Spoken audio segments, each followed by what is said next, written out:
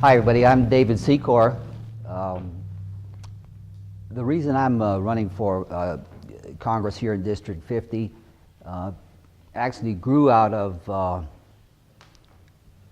my study of politics over the years, going all the way back to the Kennedy-Nixon times. You know, I would think I was in the 8th grade when the first time I paid attention to politics.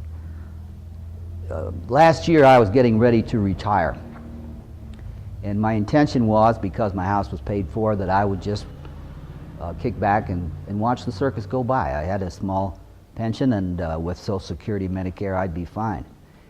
And incredibly, this is the day that Martin Luther King was shot. This is the anniversary of that.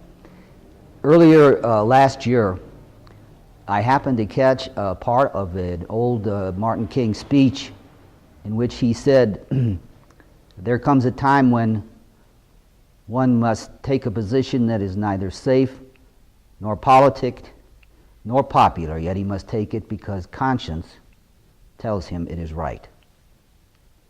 As I looked at my retirement, I knew and I realized that given the current financial state and the way things were trending in our government, that the kids and the grandkids were never going to have an opportunity that we had in growing up to make a life.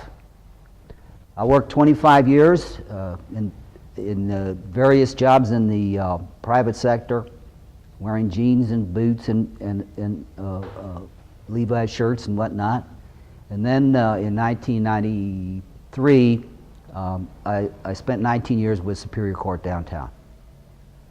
The reason I'm running, one, restore, reinvigorate, and preserve the middle class. Two, get the money out of politics. That's why I don't take any money from lobbyist PACs, unions, the party. The Democratic Party does not endorse me because they believe that Duncan Hunter cannot be beaten.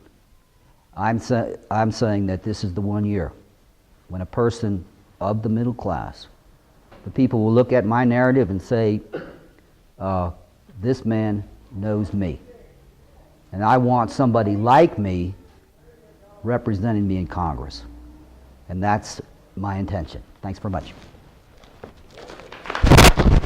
It's very important to not only the people here locally, but across the nation, that the gridlock in Congress must end.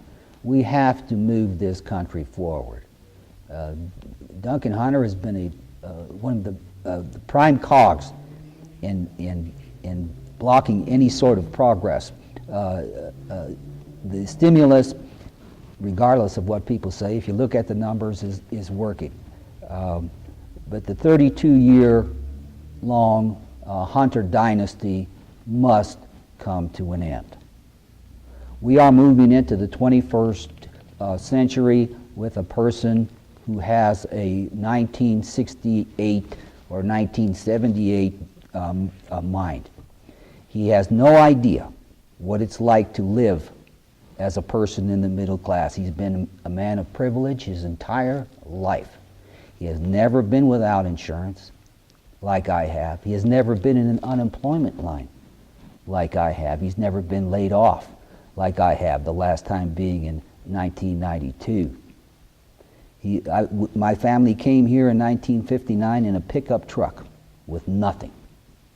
And it's because of our ability to work by the rules and get into that we were able to get into the middle class. I paid for my college myself. I didn't go into war as an officer. I went as a private. I came back a E5 platoon leader. Duncan Hunter does not understand what real people are going through. If he did, he would not be acting the way he is in Congress, because whether it comes to human rights, civil rights, constitutional rights, getting people back to work, not one jobs bill in 2 years. And when he left that last debate in 2010, what are your prime objectives in this next session? Jobs, he said.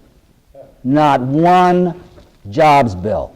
Now, I know that he wants to make sure that we think that life begins at conception. And I believe that anybody that feels weight is fine and should follow through on that. But the nation and this area demands jobs, because when people are working down the hill, they have enough money to come up to Julian. And that's why we have to put people back to work, not just for themselves, but even for the small businessmen who depend on those working people to bring home a paycheck so they can go to their small businesses instead of Walmart. And I want the working people to vote for one of their own, because I know where they come from and I know what they need. And I'm not for sale.